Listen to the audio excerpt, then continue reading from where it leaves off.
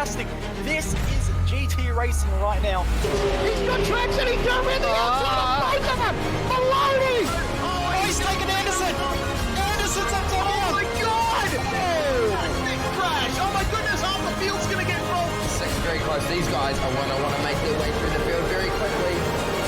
Oh, there we go! Oh no! That's massive! This is it! This is over! I can't believe this! Oh my god! God, what?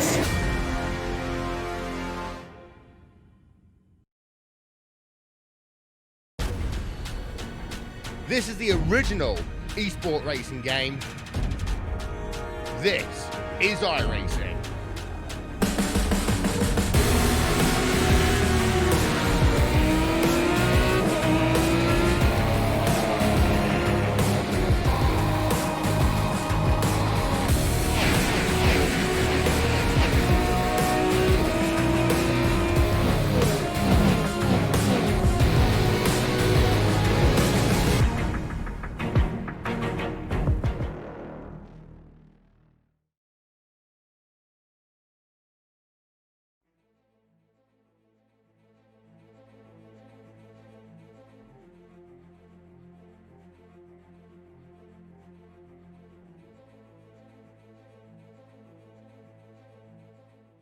This is a track of legacy. This is a track which often splits men between boys. This is one of those tracks where if you can piece it together around this place, you can call yourself one of the very best in the world. It is one of the most fearsome, purpose-built racetracks in the world. It has had so many variations of it over the years, and from Master Kinks onwards, now to the fabled Eau Rouge Raidillon complex. This is Circuit de Spa-Francorchamps, and this is qualifying here for this, your V8 Supercar Series, here, iRacing Official, on the iRacing eSports Network, brought to you by SimSpeed TV. Good morning, good afternoon, and good evening to all of you watching around the world. It's Jake Sperry here in the commentary box, joined as ever by another Jake to my left-hand side, Jake Burton, with Jay Kennedy's on the camera for us. Qualifying currently underway at the moment, and it's the number 3 machine who's currently quickest. It's Nicole Foggy in the XV Racer car. He's there by a tenth, almost 2/10 over James Scott at the moment. Championship leader here. And when you talk about a long track like this, it's 2 minutes 18. It's the endurance as they go through for the line. Cooper Webster's gone quicker by 0.6 of a second. My word. This is a very, very interesting race as we come to look at things here, Mr. Burton. Yeah, good evening, everyone. So really excited for this one. We've actually got a bit of a fuel saver tonight, Sperry. This really, really long pit lane makes it not worth doing the pit stop. These guys are going to have to save what seems to be about 8 litres of fuel over this race. So pole position might not actually be all it's made out to be for Cooper Webster if he manages to hang on to it. The draft around a track like this with so many long straights is going to be worth a lot in terms of fuel saving. Absolutely, it is your top 5, Webster, Foggy, Scott, Ross, and then Corey Preston at the moment out on track. Talk about notable absentees from this lot of racing, and you have to talk about Mr. Harley Haber, who is all of nowhere for this one today. So that's going to mean that he's going to need his points from other results out there, out on track. A whole host of drivers have yet to set representative lap time with 2 minutes and under on the clock. You talk about names who are up there at the moment. You've got Brenton Hobson in 7th position. Ryan O'Sullivan, nice to see him driving. He's in 8th. Jordan Caruso, 9th. And Jamie McKnight rounding out the top 10 at the moment. But there are names that are down the order who will want to get some good lap times in. Kyle Stokes yet to put a representative lap together. Same for Thomas Hinds and Adam Briggs. And as well as someone who blasted in the past, who about a decade ago was really putting the cats amongst the pigeons, one Mitchell McLeod.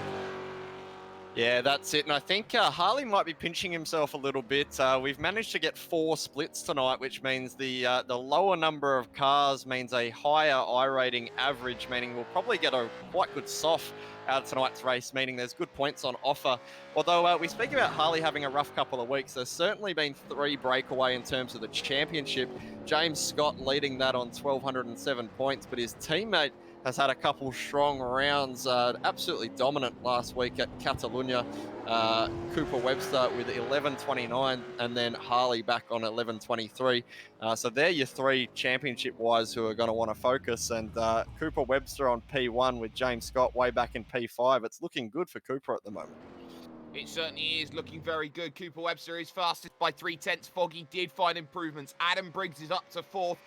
Jordan Ross in 3rd. James Scott is only in position 5. Damien Johnstone has jumped up into 7th place on his lap. We'll be very happy. Andrew Dyson currently rounding out the top 10. What a lap by Andrew Dyson that is. Haven't seen much from him before. One driver has been yet to set a representative time, but we've got ourselves just a handful of seconds to go, and that is Steve Janssen, the final driver across the line. He goes to 16th. This is how the grid's going to stack up then for tonight's racing action.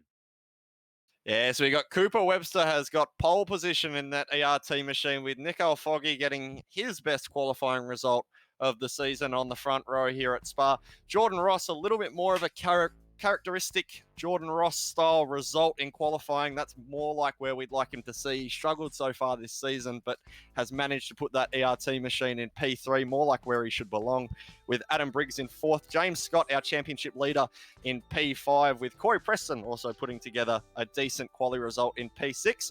Damien Johnston and Brenton Hobson, both guys who have been mega consistent the last couple weeks in terms of pace, looking to move forward from 7th and 8th, with Jordan Caruso and Andrew Dyson in 9th and 10th.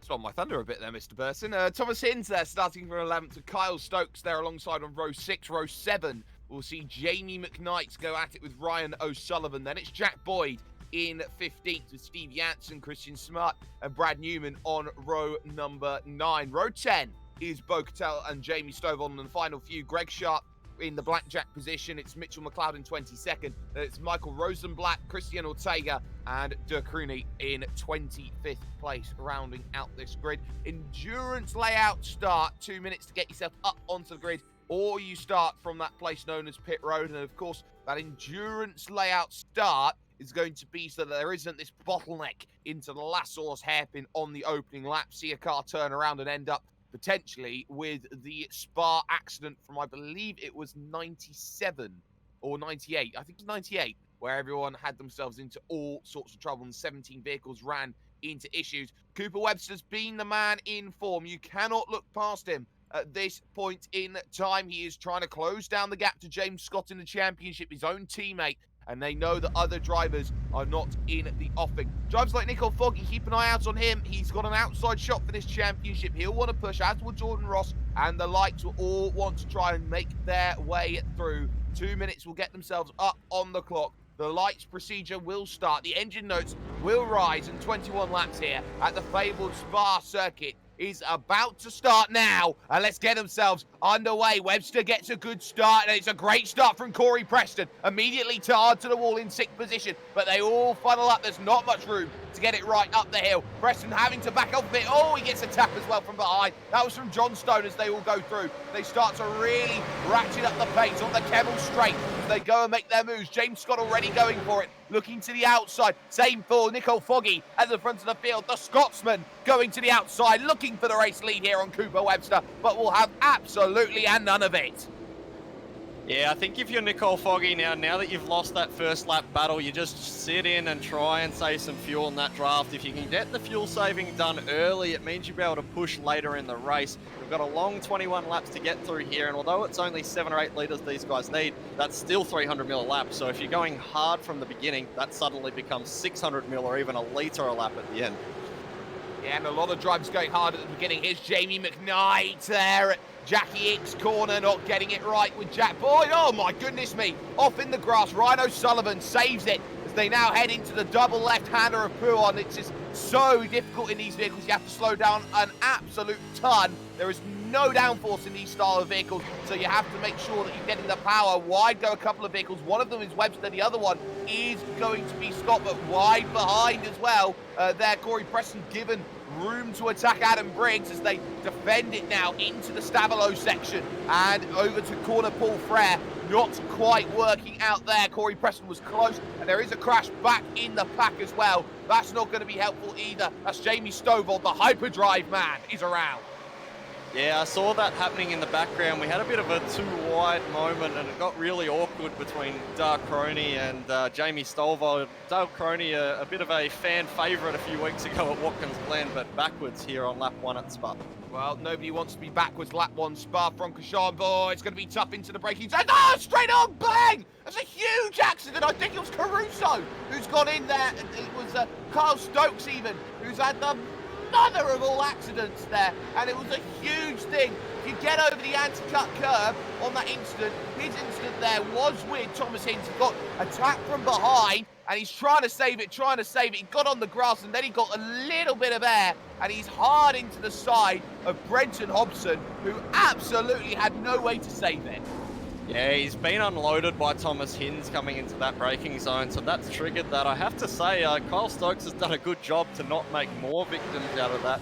One of the best bits of advice I ever got racing was never stop driving the car, and he certainly didn't stop driving that, but unfortunately he's plummeted directly into the side of Brenton Hobson, and unfortunately taken Andrew Dyson with him.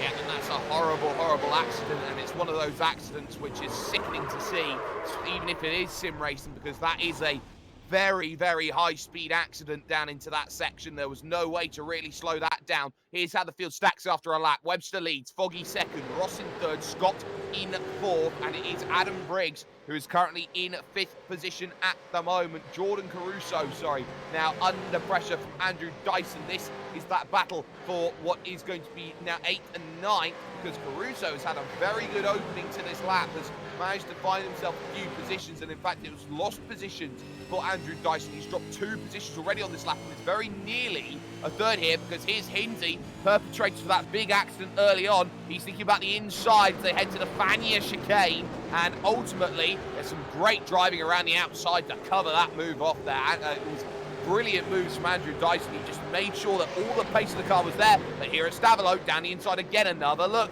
But he is leaving that door open here for attack, but he is still keeping it side by side. Hinsey's driven in deep through there and managed to get him cleared. Nice little move there from Hinsey, good recovery.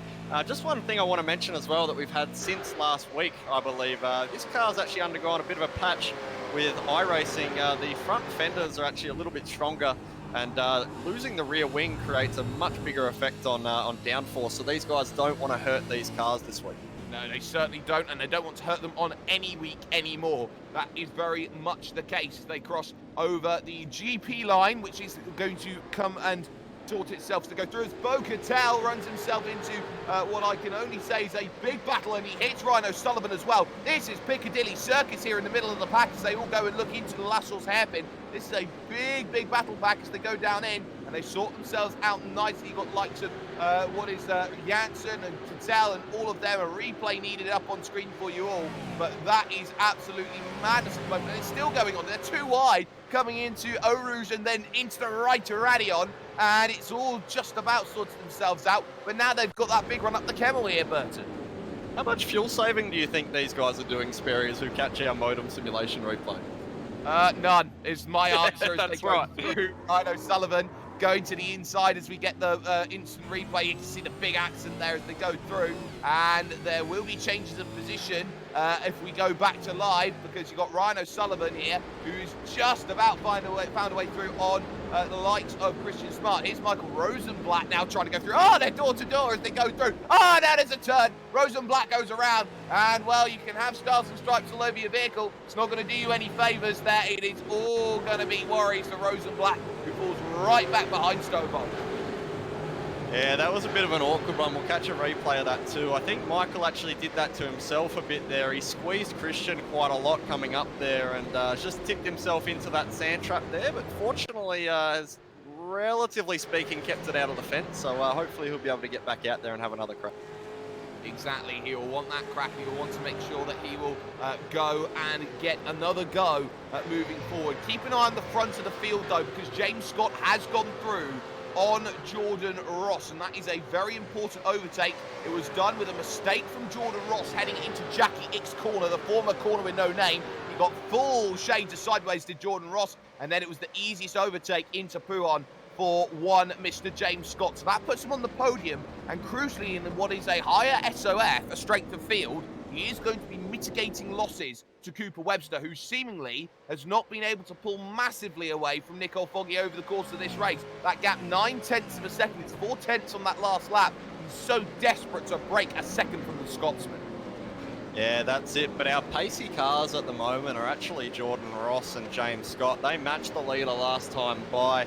And the benefit that they have is they have the tow, whereas Cooper's having to save it all on his own. So I don't expect Cooper's going to be able to drop Nicole, even though I think Cooper's got a lot more speed just because Nicole's in that draft and Cooper's having to fuel save. So his straight line performance is massively down as we catch another motor replay. Yeah, we do. And it is Christian Smart in the Golden Rogue Motorsports car looking at turn number 1. This is the last source hairpin here out on track. Always very difficult. He's late. Oh, he's very late, and he just taps the back of driver in front. Never going to be very nice to have that small tap on Ryan O'Sullivan. He'll have another go, though, here up at O'Sullivan. Oh, that's a very, very staunch defence there. Very aggressively to the inside. He covers off the move, and they are dropping the pack in front. Andrew Dyson is going one way, backwards. Lost position now to Steve Janssen in all of this as well. So one driver's going backwards, the other one is not gaining any time at all. Yeah, Christian Smart is throwing that car very deep under brakes. He almost had a go coming down the hill there, but he needs to be careful not to drive these fronts off the car. As I say, fuel saving in these things. No. As around goes Dirk Rooney, and that was Jackie X corners. More dramas. McLeod gets caught as well. There was more instance. Round goes McLeod in the centre of everything as well. It seems that everybody got caught up. It was Rooney and Greg Sharp. The door was left open. It was not a place you normally go and see a move. And on top of that as well, Stovall gets a huge chunk of Dirk Rooney as well. And that was going to be a very, very big accident. Yeah, that's a pretty average re-entry from Darkroni there. He's lit the tyres up to get it back on the track and gone straight into the path of Jamie Sovold, who was a bit of an innocent victim there, as well as Mitchell McLeod. So real shame from all those guys involved in what was really a bit of an unnecessary accident. And well, the former challenger for title upon title, Mitchell McLeod, you can see there was the instant. He gets away with that. It's the rejoin from Sharp. He doesn't, though. Now he's trying to save it. Oh, oopsie daisy, round we go. And that's not quite what was wanted in that scenario. Pack of 4 at the front of the field. They've got to be worried here, this pack of 4, because the pack of 3 behind, Briggs, Preston, and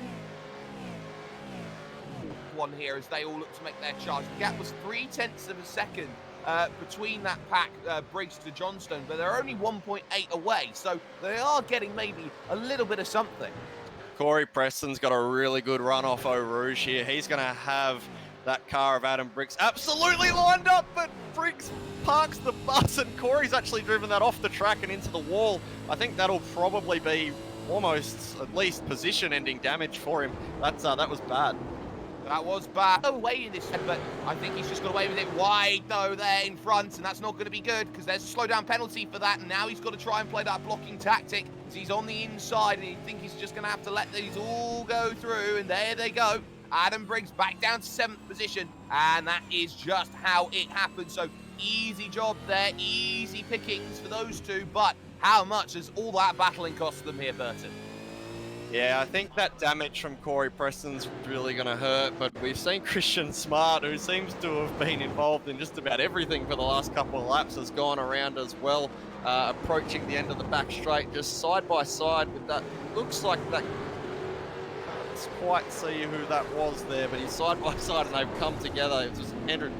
And Andrew Dyson has been going backwards, and now he's found Christian Smart going and doing a barrel roll as he went over the top there. So he wouldn't be too happy about that. So you can see Smart there. He goes round, and ooh, up and over. Do a barrel roll. And he manages to save himself and getting himself able to go again. There we see that replay brought to you by Motum Simulations. But you can see side by side again the battle going on for what is this 5th and 6th battle with 7th. They're going to be side by side to the fearsome Blanchimont, and Corey Preston's having none of that. Around the outside, Damien Johnstone gets that one done. We've got a nice look at the tree line there as they go through, and suddenly Briggs may want to have an attack here down on the brakes into the final couple corners, and he's not going to get that done into the final chicane. That final chicane has had so many iterations, and I think a lot of drivers look at that one and say, yeah, it's probably the safest, but it's also the least drivable of them all. Yeah, that's it. Especially in these cars with these locked rear diffs, battling understeer all the way through the entry and battling oversteer all the way through the exit. It's definitely a challenge, but certainly not a track that's that suited to driving the V8 supercars around, but we always get a good race around here, which is why we love coming here.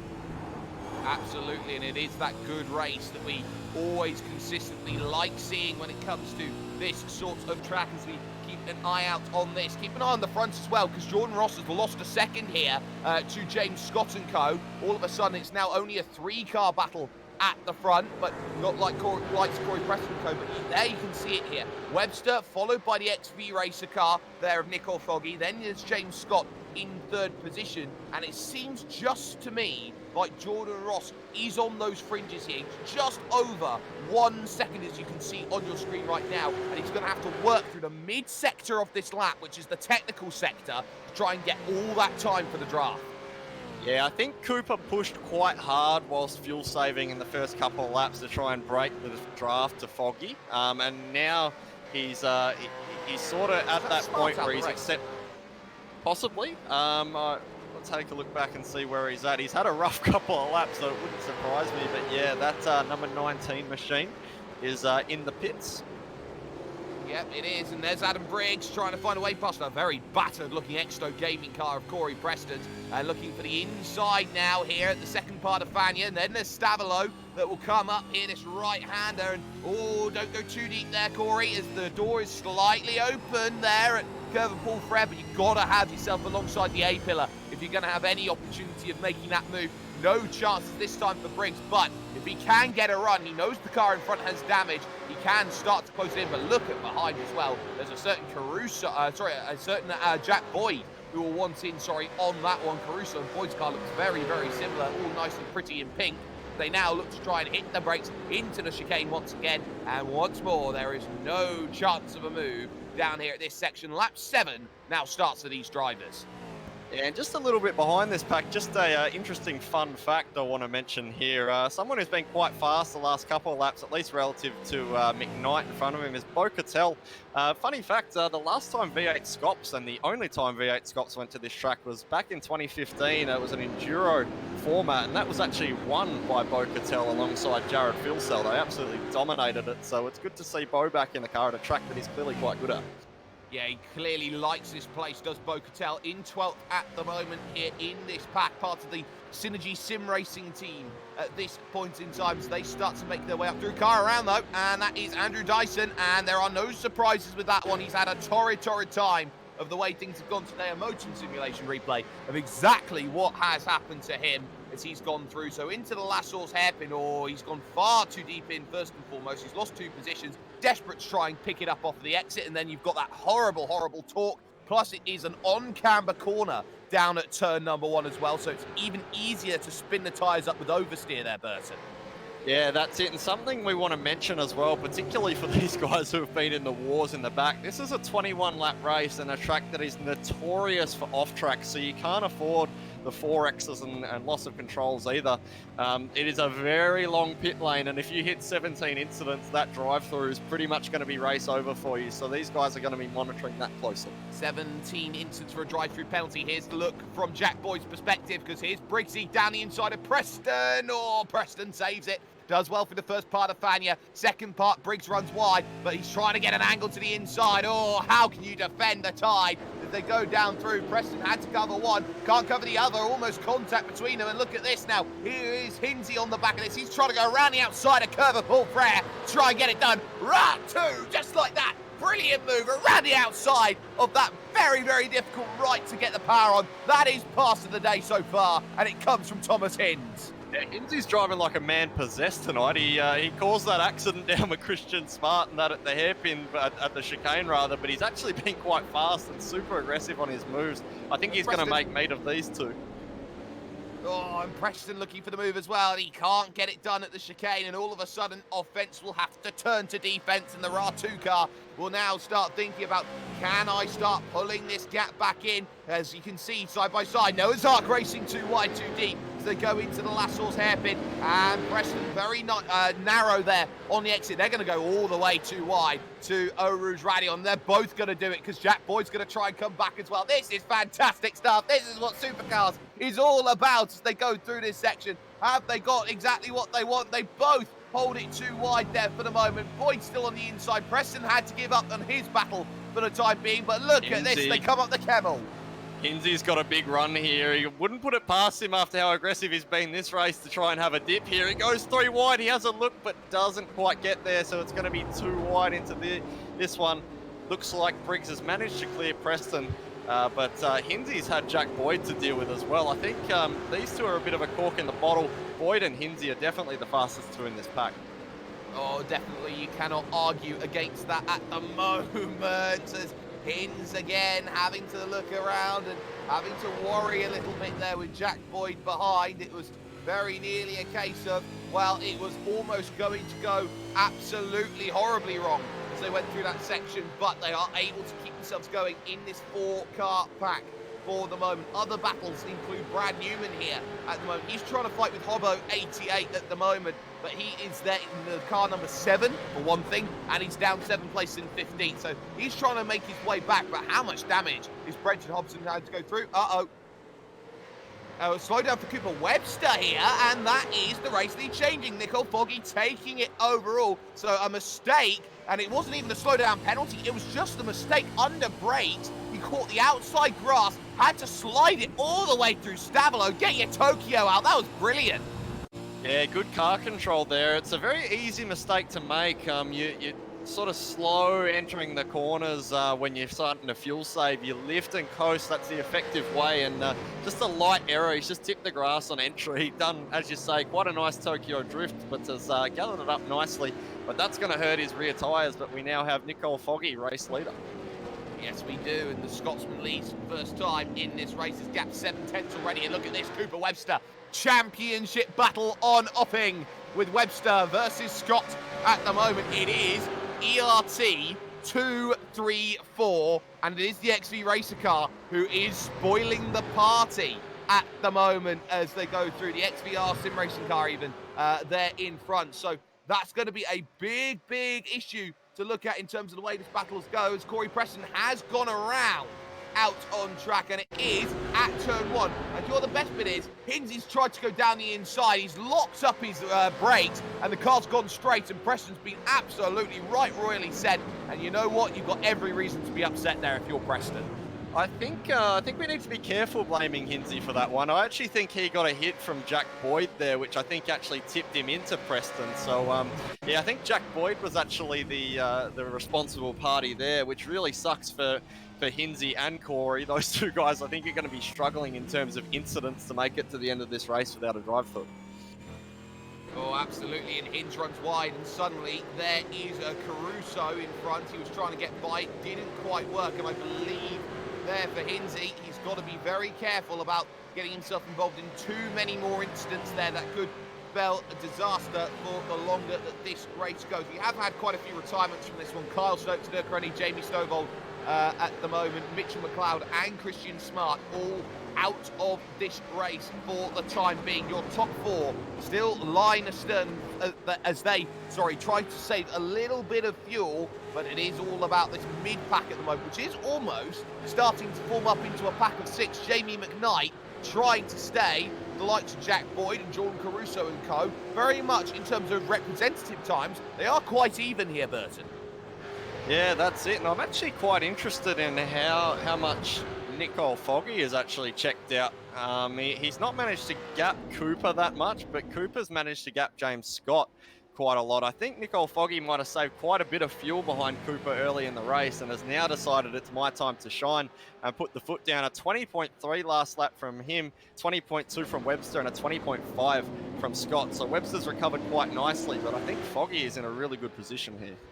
And let's talk tyres for a moment around this track. It's a long track, so you see those times fluctuate a lot quicker than you would at other tracks, Burton. They are already 1.2 seconds off of the fastest laps today. Yeah, that's it. And, you know, 2.5 seconds off qualifying as well. So these guys definitely struggling with rear tyres. I think will be the main thing they start to lose here. I think that big slide from Cooper will probably punish him for a couple of laps. He won't be able to challenge Nicole Foggy until those rear tyres start to come down.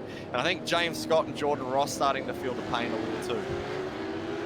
Yeah, I think they are. We have seen a right up towards the back of the field. It is Brenton Hobson who's lost the position to Brad Newman, and that was a little while ago in terms of the way that battle was done, just running wide through Stavelot corner did Hobson, and all of a sudden down the inside was Brad Newman with a freebie and a half, with Brenton Hobson really struggling on straight line to even get close to how a battle's going to come back. You can see he's just about closing into about half a tenth. Oh no, that's gone horribly wrong. Bang! Brad Newman into the wall. Hobson decides to go straight on and let him have it in a redress situation. They'll both take to the escape road as they try and get back on track. But that was a huge accident there for Brad Newman. Yeah, I think Hobbo's just clipped him a little bit on the entry. I do empathise a bit with Hobbo because that car will not be tracking straight. It cocked the equivalent of an ANCAP side intrusion test down at the chicane on the first lap, if we remember. So that thing won't be braking straight. It won't have good power either. It'll be really hurting. So sucks for Brad Newman because he was just minding his own business. But yeah, certainly a struggling Hobbo tonight.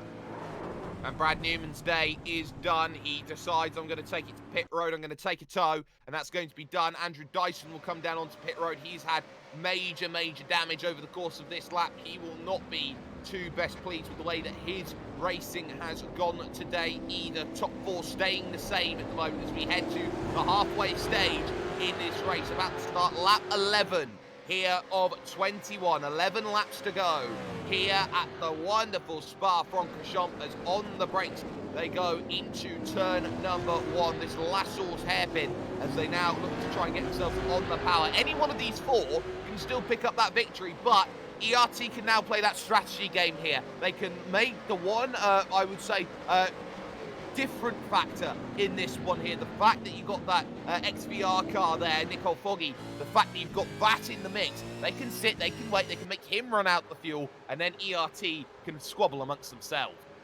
I'm not too sure though, Sperry. I think Nicole Foggy's actually done a really good job to save fuel in the early phase of the race. I feel like he wouldn't have put the foot down and tried to break the draft to these guys if he hadn't. So I don't know. I think the ERT numbers card here, I think certainly will play a factor. But for the moment, it's just a matter of one of these guys being able to take the lead from him, because it's Nicole's race to lose currently. Absolutely it is. He is at the front. Battle going on. Thomas Hinds under pressure with Jack Boyd. And I think he's just got the move done, actually, up the Kemmel. And he has as well. So he's got himself down the inside. It's as easy as you like for a Kemmel move. It wasn't made easy, though, by Jack Boyd. He's kept it nice and tight and close to the Ratu car in front. But very nearly, Jack Boyd trying to find a way back through the Jackie X corner. And it's not quite working here for Boyd. He wants to find a way through. Hinsey ever so slightly angling for defence into the Puon double left-handers, but ultimately it seems that Jack Boyd will have to sit behind, but he has had a very good day to this point. He does find himself up 7 places from where he started in 15. Yeah, that's it. Some other big movers and shakers in the field. Obviously, Brenton Hobson has dropped down from 8th to 17th. Not the night he was looking for. Same for Corey Preston, down from 6th to 14th. But Bo Cattell tracking along nicely. We mentioned him earlier in the race. 19th to 11th. I think he's the biggest gainer in the field, other than Jack Boyd, that is.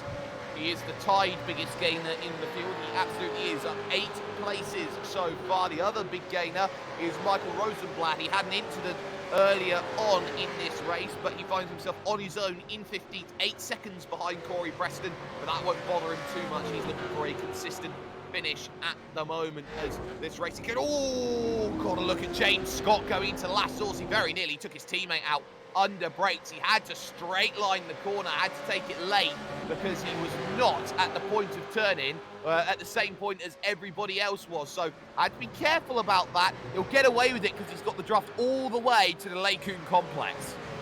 Yeah, that's it. The biggest difficulty, I think, of a single stint fuel saver like this is when you're in draft the whole race and sort of lifting and coasting early. Late in the race, when you don't have that tyre grip available and start trying to push the limits of braking, it's really, really easy to make a mistake and sort of misunderstand what kind of grip you've got available. And I think that's all we saw from James Scott there. Just a slight error. Very lucky to not take his teammate out, but still manages to stay in front of his other teammate, Jordan Ross.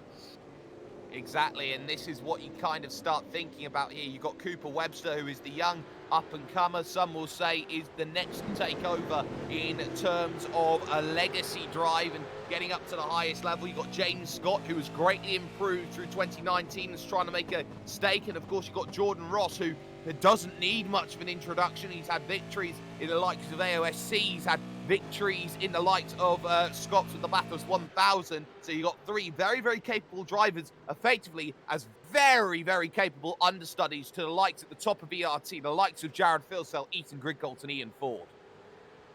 Yeah, that's it. And it's going to be a very interesting season. We were talking a little bit before the broadcast how we have V8 Scop starting back up in 4 or so weeks. We haven't seen many of those big players, especially in terms of ERT, the likes of Jared Filsell, Ethan Grigcolt and Ian Ford, actually doing much official racing. So I think these guys will be at a big gain come Scop's time, having done so much racing.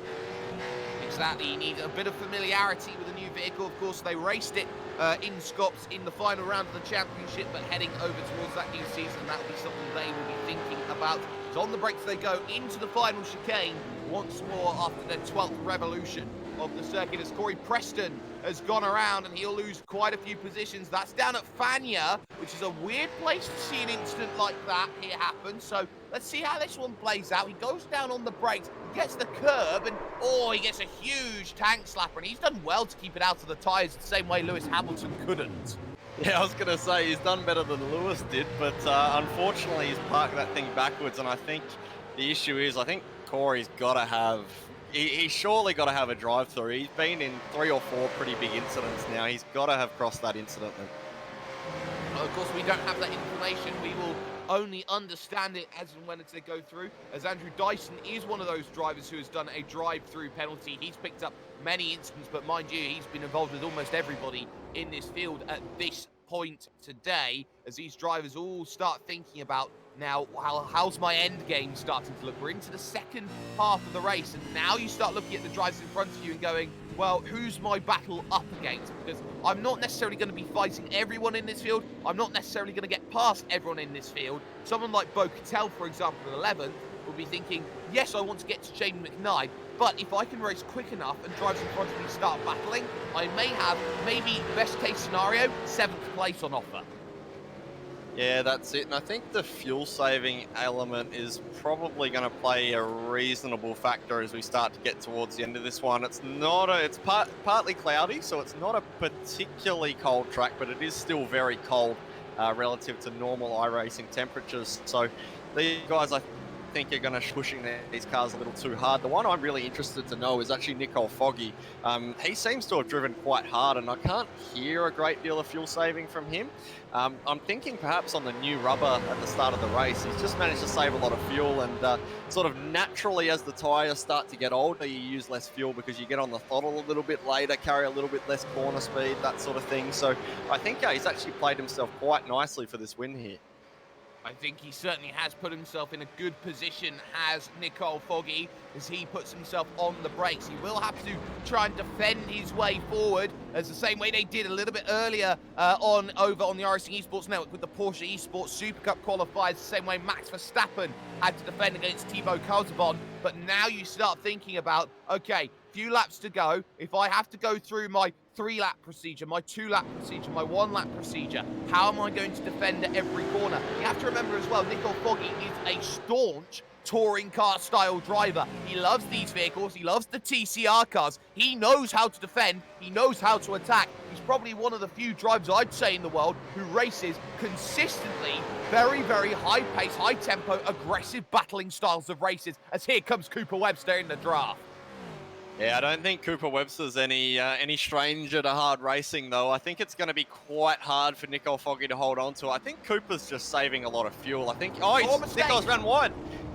Cooper could have a dip here to the outside into the right hand. A bit of an undercut here means you'll have it go down the hill, which is exactly what he tries to do. He's going to get a nice run. I'm not sure it's quite enough. Foggy comes over. Get the brakes on there, Nico. He runs wide through Ravage. He's got to diamond the corner off here, but there's still that nose down the inside from Cooper Webster. Suddenly the fireworks start. Lap 14, trying to get up and under all sorts of grass there, and not going to quite get it. The double left to poo on, I don't think's a place you can dive and get the move sorted, but Nico Foggy spares himself one of the 9 lives he has feline-like, as Cooper Webster nearly got himself the race lead again. Yeah, it was quite an aggressive little block there. A lot of risk to take with this many laps still to go, but I think he knows if he loses the spot to Webster, he's got 3 hungry ERT Sharks behind him, and he's likely to lose one more, probably to James Scott. So I think he's fighting for life here, but I'm really curious to know his fuel situation, actually. If he's good for fuel, he can probably afford to do this sort of thing, but battling and blocking actually uses even more fuel. So I'm really, really curious to see over the next couple of laps how his fuel condition is. Yes, very, very much so. We do note that further back, Bo-Catel has got through on Jamie McKnight to go inside the top 10 here in this field. He is the biggest mover and shaker, now tied with Rosenblatt for up 9 at this point in time. On the brakes, final chicane, they come along here to start lap 15, so 7 laps to go here at Spa-Francorchamps, and any one of these 4 can pick up the race victory, because they have themselves a 13-second margin to Damian Johnstone, who finds himself in 5th place at the moment. So they don't have to worry about driving into each other too much, losing all the time in the world. They've got that margin, but once again, 0.3 of a second, I don't think is enough to defend here up the Kemmel. It depends on if Cooper Webster wants to start getting this move sorted. Up through Eau Rouge, down through Radion, and up into the Kemmel straight. They come along once again. That's not enough of a gap for Nico Foggy to defend. It depends on if Cooper Webster wants to save a little bit more here in terms of this battle. Foggy goes hard to the inside to try and cover off this move. They will be side by side into Leikum and Malmedy, but ultimately on those brakes again, it is once more Nico Foggy good enough to defend. Yeah, Jordan Ross is the one I got my eyes on at the moment. He seems to be struggling a little bit for pace, but he could see a bit of a Bradbury, another iconic Australian sports star we want to mention here. We could see a bit of a Steve Bradbury situation going on here with these guys battling so hard in front. Yeah, they're hoping if you are Jordan Ross, you get a Salt Lake City moment as you try and push yourself away through the field, but it seems there is no harm, no foul in that battle for the time being. Keep an eye on a few other battles, though, out on track. Corey Preston, despite his issues, is still staying with Brenton Hobson and Greg Sharp in terms of their scrap. Janssen, McKnight and Cattell still together, and then you've got Caruso, Boyd and Hinz. Those 3 maybe looking to try and close down in the latter stages of this one, but it is the front pack which is the closest, the most hungry, the most ferocious, as they all think about one big thing, a race victory at Spa. And there's the mistake from Jordan Ross, missed the apex by a country mile through Stabilo, and he's very nearly lost a second, if not already has done. Yeah, Jordan seems to struggle for consistency a little bit in this new supercar. I think the last couple of weeks he struggled for pace. He's got his pace back this week. He's just making a couple little mistakes. I think the draft and this battle will keep him in touch, but it looks like it's on-ish for the lead. Cooper was all over the back of Nico coming through Blanchimont, but another lap off the boards. We've got sort of 5 laps to go now, so I'm not too sure what we're going to see between these guys. Well, 6 revolutions here on lap 16 of now 21, and it seems like Cooper Webster is hungry for an overtake. Gap across the line, just 2.5 of a second, slightly wider take from Foggy. That'll be a little bit easier on the uptake of the power to get through towards Eau Rouge and Radion. You now have to use all of your experience to either overtake or defend around this track. It is one of those where I think it's going to be all about these 2. How are they going to battle? It's all about chess and heading up over 250Ks, over up towards over 260Ks, and now look at this, defending again, middle of the road driving. Which way do you want to go? All the way to the inside. Ryan Hunter-Ray, like almost 2 tyres on the grass as they go through onto the brakes. Room being given, trying to shut the door. Foggy leaves just enough and racing room. Fight to Malmedy they go, as side by side once again. Scott could get up and under both of them at this stage. Foggy right on the outside, they go to the 180, right at Ravage. He's got to hold it around the outside now if he wants to get it done. Oh, a hip check as well, and 2 go through. The 2 title leaders are now 1 and 2 in this race. Yeah, that was a little rough from Cooper. I think he lent on Nicole Foggy when he gave him more than enough room on more than one occasion there. But what we were talking about a lap ago about if Nicole loses one ERT car, he's going to lose two, has unfortunately happened there. So that's James Scott up to P2. I think the red mist will descend a little and Nicole will get a little bit hungrier, try to get that position. Well, he's got to be very, very astute about the way he makes this move. Remember, he's got a lot less to lose than these two in front, who are 1 and 2 in the championship at the moment. And this is going to be crucial here, because it is Webster looking to get 3 straight broadcast victories, which are traditionally the highest strength of fields that you can find when it comes to this championship. You look at someone like James Scott, he's been there in second. You remember Nicole Foggy's points have mainly come from a European time zone split, fighting the likes of, say, Thomas O'Leary and Tony Klosterman. So this is going to be where Foggy wants to try and bring those points back in, wants to try and get himself back into contention. He's 400 points back. He's going to be better on the drop weeks. There's a slide coming in from James Scott through the corner. That actually checks up Foggy ever so slightly here. He has to take the wider line through the very difficult final corner out on track. And with 5 laps to go, it seems like Jordan Ross is back in position once again. That's it. James Scott now on the defense. Jordan Ross, I've actually cursed him before I've even said it. I was just going to comment how Jordan Ross has made so much time over the last lap or two, and then he's actually lost it all coming out of the La Source hairpin. Again, just little mistakes really punishing Jordan Ross, but Nicole Foggy is going to be quite hard to not be able to pass James Scott here. James Scott's going to have his teammate pulling him along, but I think Nicole's probably going to challenge the outside. Well, look at this for the race lead, as now James Scott has to go aggressive here around the outside of his teammate, the championship leader, trying to make the move. And has he got it all sorted then? Yes, he does. Great move then. Into the race lead goes James Scott. And now you've got to get aggressive here. If you're Nicole Foggy, looks to the inside, defended by Cooper Webster into Rivage, a very difficult downhill right-hander. You're trying to almost lock the front right ever so slightly to get yourself the turn in that you need as they head on through. Battle behind as well. Jordan Caruso trying to find a way through on Jack Boyd. That doesn't work. And remember, it's on for 5th and 6th as well. Johnstone's been caught by Adam Briggs. Yeah, Briggsy's had some really good pace the last couple of laps, better than the leaders, actually. I think it's going to be quite interesting. I think James Scott has played this race really, really well. He's sat in draft all race, whereas Cooper and Nicole have sort of swapped for the lead. And I think it was quite telling how Cooper seemed to just give that position to James Scott. I think maybe Cooper needs the draft to make it to the end of this race, but James Scott, he's done his fuel save. He's got 5 laps to go. He's sending it.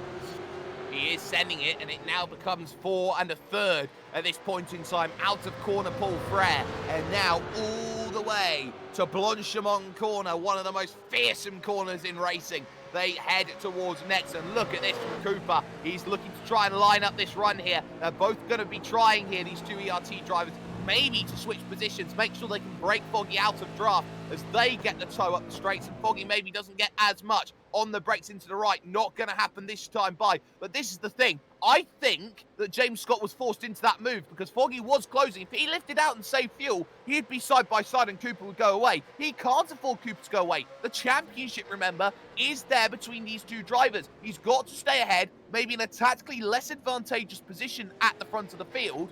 But it does mean that Cooper Webster behind still has to go and make that move. Yeah, that's it. I still think that James Scott's probably looking better from a fuel perspective than Cooper, though. So I think James can probably run this thing to the end, no problem. He sat in P3 all race, no dramas. Cooper's got a really nice run now. It's certainly going to be on. It's going to be telling how much of a go he has here as he goes to the outside. We saw James Scott do it the lap before. Let's see if he can run the outside as they come into here, and Scott gives it to him. Yeah, he does. He knows better than to fight into the rights and lefts. Let the other two get involved. The likes of Ross, the likes of Foggy, they know better than anybody else. I want this race to just be about us two at the moment at the front of the field. We'll get the handbags out on the last lap, but for now, I'll let you have the race lead again. You want it, I will let you have it. So they will continue to have their little scrap. In terms of the battle that's gone on 4th and 5th, it is now Adam Briggs ahead of Damien Johnstone. They changed places, and Corey Preston is around for one more time here out on track, and it is turn 1 once again, and this time it was contact. He got through on Sharp and Hobson, but he gets the tap from Greg Sharp, and Sharp redresses the position, but Corey Preston, eager to get on the power, spins it. Well, I did my job. I redressed it. It was Corey Preston who spun it again. Yeah, Corey certainly let that get to him, but he's lit the thing up on exit and spun it again, and I think he's now losing it off the top of Eau Rouge a little. I think he's probably got a drive through from that, and that's going to be his day done.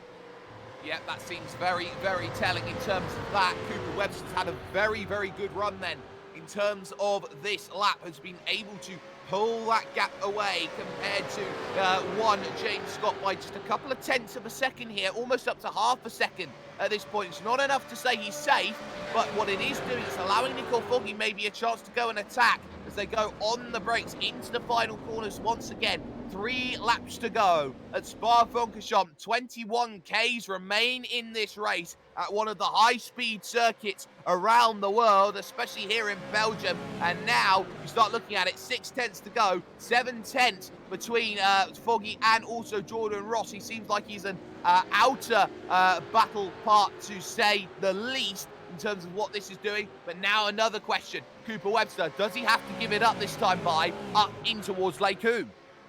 I think James is going to have to get a really good run, and it's not good enough. James isn't going to be able to challenge Cooper here. However, Nicole Foggy's got a bit of a run. I think this lap it's going to stay pretty stagnant.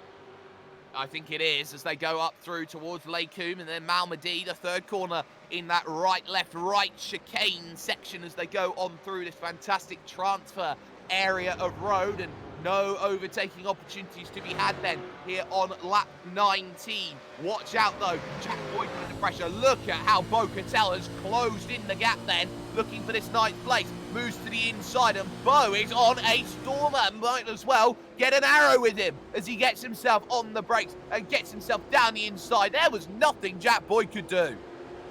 And I think he's going to have Jordan Caruso lined up pretty quick. Bo is a very fast dude, very out of practice. I think he went and got married and got a life for a few years, I think, and he's just trying to get back into it. Yeah, certainly getting back into it and trying to find that pace in the race here. SimSpeed TV recognises that people are allowed to get married at this point in time. But you still see, though, how Bo Cattell has not lost anything at this point in time. He wants Caruso, and in front of him, Thomas Hinds is looking at 6th place here come the end as they go through. And another Corey Preston spin, I believe we have just caught here out on track. So here he is coming into the final corner, up over the curb, and he's going to dive down onto pit road. And has he done it wrong? Oh, no, he's going to have to Austin Powers from there. That's a horrible place to Austin Powers. You really do hate to see it. I think that's Corey tilted a little bit, I think you'll find. So he'll have to put his eyes down and have a crack next week. No offense to Bo Cattell, by the way. I meant it in all the sincerity. Very, very quick dude back in the day, and awesome to see him having another crack. But real life does sometimes stand in the way. But there's a bit of a battle going on between Johnston and Hinsey here at the moment. Hinsey managed to get the move done earlier this lap, but I think Johnston's actually got his measure.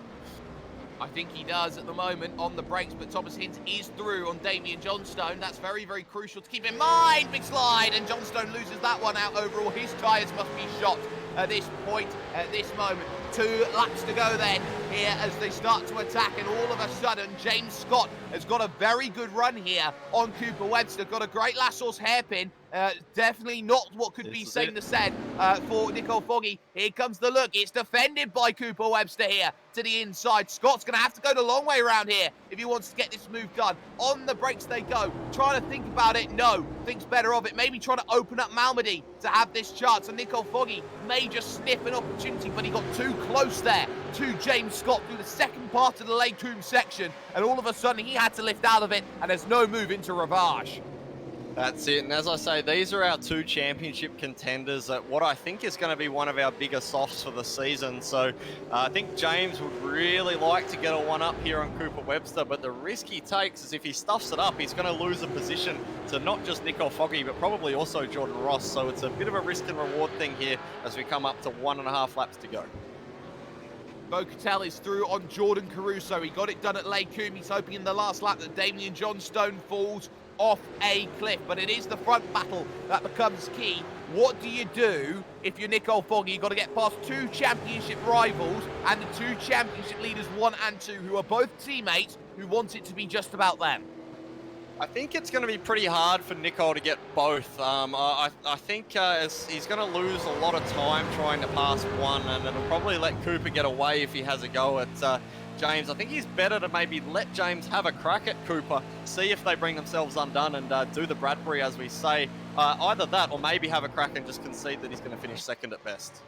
Well, they've got to lap it a little bit to make sure that it happens. Webster, Scott and Foggy. It's Ross in fourth, but he's a fair ways back. That's very deep on the brakes there by James Scott. He's able to close it right up to the back bumper as they now head for one final lap. 1 7-kilometre charge here at this Spa-Francorchamps circuit. What a run Nicole Foggy's got. He'll think about the inside potentially at turn number 1. No, he's got to go the long way round to get it done. They're fighting amongst each other now, as it's a good run then by James Scott, but now he's running out of opportunities here. He won't get the run all the way up to Lay Coombe, and that's going to be the big difference maker. That's the prime overtaking opportunity here. Cooper Webster may have just been given a life by the flying Scotsman, Nicole Foggy, up over this section as aggressive as you like. Use all the track on the exit wide, don't you? You've got instant points to play with as they now charge up their way through the Kemmel and think about, well, do we make the move? Defensive has to go. James Scott in second as Foggy thought about making the move. It's defended all the way through this section, and that's only going to be helping Cooper Webster through as they go through Lake Coombe into Malmedy of the right, and the gap maybe 4 car lengths at this point in time for Cooper Webster. He's got a big margin in terms of the way this race is going to be run. Here's Bo Cattell, though, trying to get through on Damien Johnstone for what is going to be 7th place, and he's got it done down the inside. Johnstone is driving off a cliff at this point in time, but back to this battle, first, second, third, as they come out of Jackie It and head their way to Pooh on the double left-hander out on circuit. Pulling away is Cooper Webster. No mistakes from here, my friend. If you can get yourself over the line in first, that's 3 straight victories for you. That is the championship gap closing, but if you are Cooper Webster, you want Nicole Foggy to have a look maybe out of Blanchimont into the final chicane. It seems for Cooper Webster, he's starting just to break the spirit here of James Scott in second, of Nicole Foggy in third. In terms of their iRacing numbers, they are 1, 2 and 3 as well, and they are in positions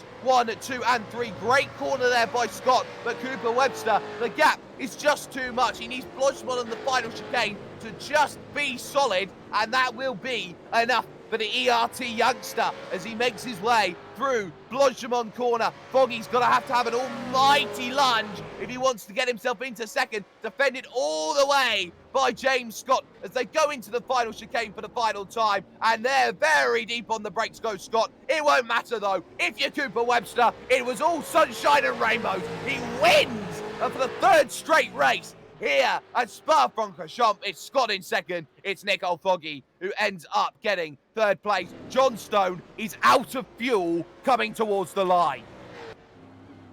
Yeah, I think we're going to see Hinsey get home in P6, no dramas, along with Adam Briggs in P5. But to be honest, Sperry, my driver of the night, Bo Cattell, he had a storming last few laps. He went from 19th to 7th in this race, and I think he went from 11th to 7th in the last 3 or 4 laps. Awesome drive from him. Can do nothing but praise him tonight. Well, it seems like both of the Gonro cars are going to be low on fuel. I don't think Johnstone's going to lose out to Rosenblatt. The line is very close through as Johnstone drops himself from what was 6th place at one point in time, 5th place at one point in time, all the way back to 13th. So the Gonro cars got it wrong on the fuel numbers here today as the final few drivers will make their way over to the line, the likes of Brenton Hobson and co. But it was all right on the night. Official classified results as follows. It took 49 minutes to work out a winner. It was Cooper Webster come the end. He was aggressive. He was aggressive when he needed to. He saved fuel when he needed to. But the guy who started on pole position, and you don't often say it here at Spa in these sorts of vehicles, managed to come away with the race victory. His margin, half a second come the end over James Scott, his teammate and championship leader, in second place with Nicole Foggy coming home with 3rd overall. Jordan Ross ended up with 4th, just 2 seconds off the pace, with Adam Briggs 5th and Thomas Hinds in 6th place. Bo Cattell was back in 13th with about 6 laps to go. He managed to gain 6 places in the last 6 laps. He finishes in 7th with Jordan Caruso 8th, Jamie McKnight in 9th, and it was Steve Janssen who rounded out the top 10. As we flick over the page, Ryan O'Sullivan, not a bad night in the office, in 11th with Jack Boyd in 12th, Damien Johnston 13th. As we say, he dropped a lot of positions on that last lap when he ran out of fuel. Michael Rosenblack was in the wars early in the race, but managed to bring that home 14th from 23rd.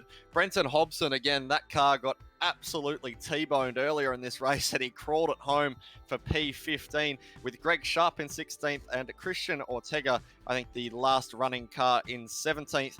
Unfortunately, we had Andrew Dyson, Corey Preston and Brad Newman, all guys involved in accidents in the middle of that race, as well as Christian Smart, Mitchell McLeod, Jamie Stovall, Doug Croney, and Kyle Stokes. I don't actually think Kyle Stokes even got that car off the grid. It was a little bit of a weird one. He was out on the first lap. So, yeah, that is our field for tonight at Spa, Sperry.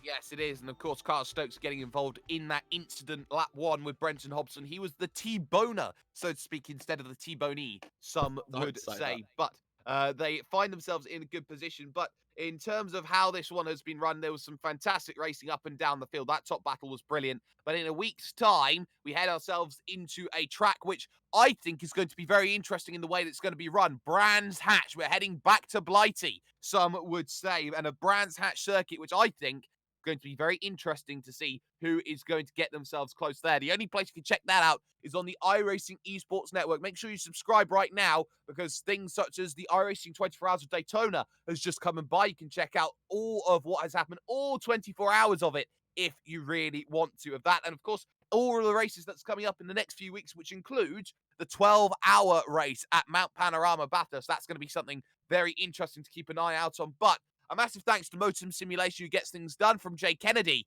who has been behind the cameras. I, of course, have had Jake Burton on my left-hand side, and I, of course, have been Jake Sperry. But it will be Cooper Webster, who gets 3 straight victories here on SimSpeed TV on the iRacing Esports Network, and he is now starting to build up a repertoire heading into the second half of the season that says, my championship, come and try and take it from me. Scott's been the closest. It's been mitigating factors, but Brands Hatch, a very different prospect.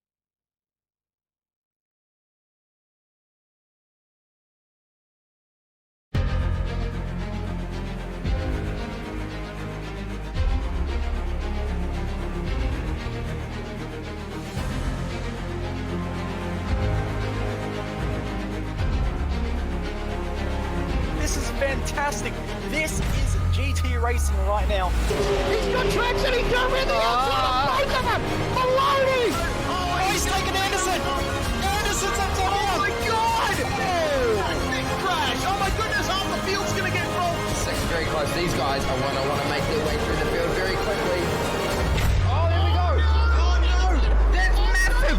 This is it! This is over! I can't believe this! Oh my god! God, what?